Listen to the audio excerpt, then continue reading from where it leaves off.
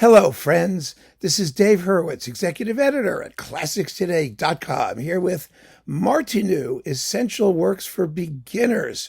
Well, this is like sort of an important list because Martinu wrote so much music, tons and tons and tons of music in every conceivable form. There are operas, ballets, symphonies, chamber works, concertos galore, vocal pieces of various kinds. So I think it will be very helpful for those of you getting started to have some place to dig your talons into. And, I've been very, very gratified by the fact that I've had several requests for this particular list, which means that Martinu is starting to break into the consciousness, doing a lot of this, I know, break into the consciousness of music lovers everywhere, as well he should, because he is one of the great composers of the 20th century. No doubt about it. And he's part of such a wonderful combination of musical influences. There, of course, he's Czech, so there's the fabulous Czech tradition of Dvorak and Smetana and those people, and actually going back before that and whatnot.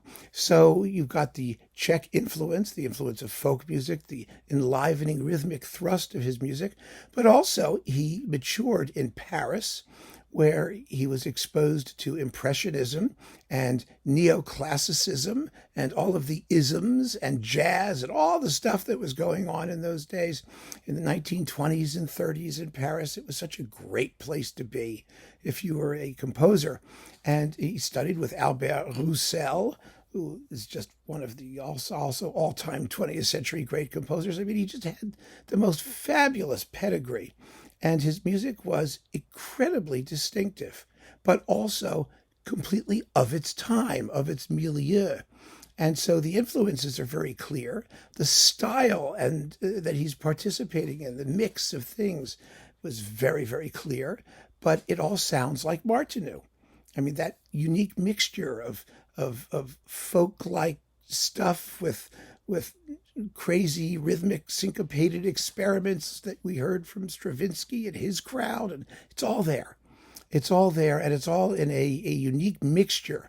So you'll recognize his music no matter what style or type it is, but by the same token, it has enough that's familiar so that you shouldn't have any trouble at all enjoying it at first listen, or a lot of it at first listen anyway. Some of it will take a little getting used to, but we'll do some of that too, because he could be radical. He had the whole equipment, the complete set, the complete skill set. So let's start right off with Symphony No. 4. Excuse me. Now, Martinu wrote 6 symphonies, and there are most of them are late. They're all late, actually. They were all after he came to the United States as a refugee during the Second World War. And he wrote them in quick succession because he got commissions from the expatriate conductors who knew his work in Europe and commissioned them for American orchestras. And that was really a good thing because they are 6 absolutely brilliant works in neoclassical style. That is, they all have 3 or 4 movements. The forms are usually quite simple. They're not difficult in that sense, but the emotional range is really surprisingly wide. His slow movements tend to be anguished and chromatic or mysterious. The quick movements can be violent sometimes, but they're all rhythmically driving and lots of fun. I've played all of them, at least, or most of them. Which haven't we done? We did 1, 2. We haven't done 3. We did 4 and 6. Yeah, they're just amazing pieces. So we start with Symphony No. 4, one of his greatest and longest and most popular symphonies. It's in 4 movements, and oh my goodness, it's fun. It's full of terrific tunes and interesting orchestral textures. Martinu's textures are busy. He's a twitchy composer. He has a lot of people doing little rhythmic things, with these soaring lyrical melodies on top of them. And he orchestrates very interestingly. He was a violinist by trade, and his orchestration often includes a piano in the orchestra that doubles a lot of what everyone else is doing. So you have almost a continuo part for the piano, which, in the Baroque sense, which is extraordinarily effective. And like nobody else, like I said, doesn't sound like anybody else anybody does. and you'll go away humming the tunes. You really will. It's terrific. So then we get, let's see, something way back from his jazz period in Paris, the 1920s. The ballet, Le Revue de Cuisine, the kitchen ballet. Now, it's been recorded complete, but usually it comes as a suite. It's a work for chamber ensemble. I think it's a septet or something like that, but it's a trumpet and a couple winds and some strings, and that's it. And it's a jazz ballet. It's one of the greatest of all of the jazz pieces that came out of Paris in the 20s. And you know what some of those are. I mean, there's, Gershwin's An American in Paris, for example, or Milhaud, La Création du Monde, the creation of the world, with its saxophones and things going on, and works by Poulenc. And it was a wonderful time of ferment and an opportunity for composers to soak up that particular influence. And Martinu also wrote something called Le Jazz. So, I mean, he was heavily into it for like 10 minutes. And one of the greatest works of that period is this one. It's delicious. It has a Charleston that you will never get out of your head. It's dum ba da da da da da da da da da da da da da da da dum ba dum ba da da da da da da. Oh, it's fabulous. The clarinet's squealing on top, and oh my goodness, it's more fun than anyone has any right to have. And after that, let's see. Oh, this is one of his deepest, darkest works. I mean, really, a really anguished and creepy piece, the Concerto for two string orchestras, piano, and timpani. Now, Martinu described himself, before he wrote his symphonies anyway, as a concerto grosso type. He liked to write concertos for multiple instruments in Baroque forms, with driving rhythms that just keep on going through an entire movement. And this particular piece is harsh. I mean, it's from the immediate World War II period. It expresses the anguish of artists at that time, particularly Czech artists after the Nazis invaded Czechoslovakia, the Anschluss, and all of that stuff. And so this is a very, very dark and gripping piece. If you like, for example, Bartók's music for strings, percussion, and celesta, then you'll like this. It's in that general field of expression. It doesn't sound like Bartók particularly, but these driving rhythms and grinding harmonies. And the second movement begins with a chorale, which I use as a ringtone because it scares the hell out of anybody who hears it whenever my phone goes off. I mean, it is really, really gripping. Be great horror movie music. It really would. But again, it's completely melodic, perfectly listenable, totally elegant in form. Martinu's version of sonata form, just so you know, because he did have one, was Mozart's slow movement sonata form. You know what that means? It's really very simple. It means you have one thematic group, another thematic group, and then you start immediately at the recapitulation, back to the first thematic group, with the development, such as it is, being an expanded transition from the first subject to the second subject within the recapitulation. That was the way Mozart handled a lot of his slow movements in sonata form, and Martinu adopted that for his quick movements. The first movement of the Fourth Symphony does that, and you'll hear it in a lot of his concertos and other things. It's a very, very effective and simple way of organizing a large-scale structure. And so when you hear Martinu writing in large forms, you're not going to have any trouble following the course of the music. Whether you like it or not, I mean, that's up to you, of course. But the journey is going to be extremely, extremely clear. And those driving rhythms just push the music forward at all times, no matter what, in all the quick movements.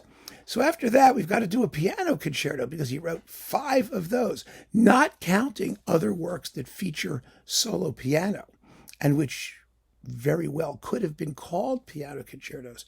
Some of those are pieces like the Sinfonietta La Jolla, written for La Jolla, California, or the Sinfonietta Giocosa, the happy Sinfonietta, which is a big 4-movement piano concerto grosso, Baroque concerto type confection. I mean, there are all kinds of things like that. And as you explore his music, you'll encounter these pieces. And don't let the titles put you off or be afraid of any of them, because they are marvelous, absolutely marvelous. And you'll begin to understand, the way that his personal language asserts itself. There are certain things that you'll hear. You hear these lyrical themes that fly over the bar lines, full of syncopations.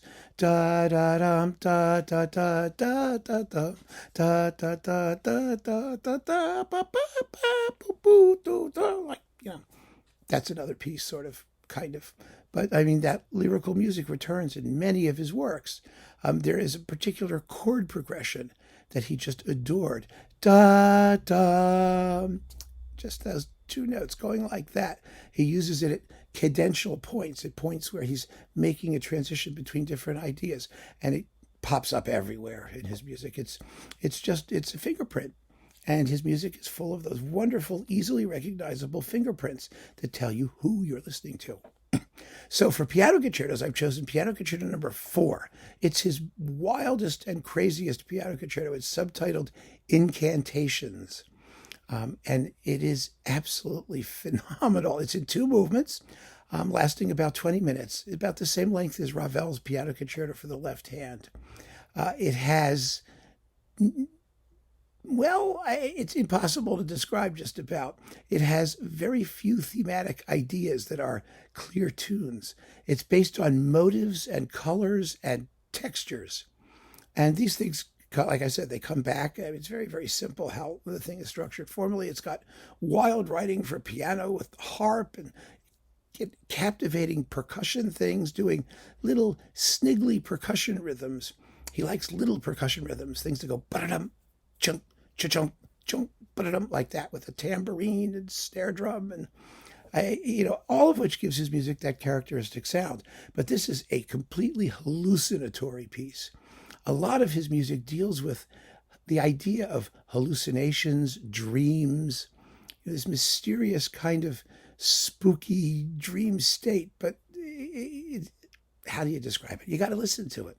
His most famous opera, which is fabulous, is called Giulietta. We still need a really great modern recording of it, quite frankly. It's about a guy who goes to a town, a traveling salesman who winds up in a town where people have no memory. And Giulietta is this female, femme fatale sort of idea that he's pursuing. She appears and disappears, and none of it makes any sense until we find out in the third act that he's dreaming the whole thing. And the third act takes place in the Bureau of Dreams. And they tell him he has to wake up because it's full of people, all of whom are pursuing their own personal Giuliettas. And if they don't wake up, they never will. They'll be forever trapped in this dream, and he won't wake up.